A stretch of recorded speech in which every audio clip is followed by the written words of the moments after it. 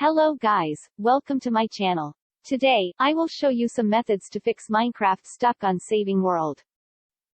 Firstly, you need make sure the system and Java is updated to the latest version.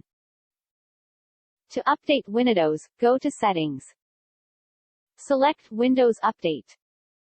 Select Check for updates. To update Java, please refer to the article linked in the description.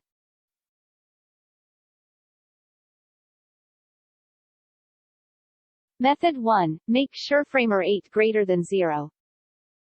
Go to Options. Select Video Settings. Now, on Max framerate option, raising it above 0. Better set it to Unlimited. Because the lowest setting is VSync means that framerate will be 0. This is the cause of this problem. Once done, rejoining the server and see if problem is fixed. Method 2. Delete options file.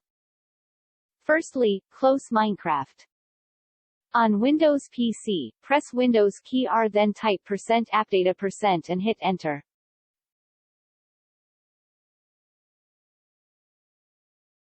Open Roaming folder.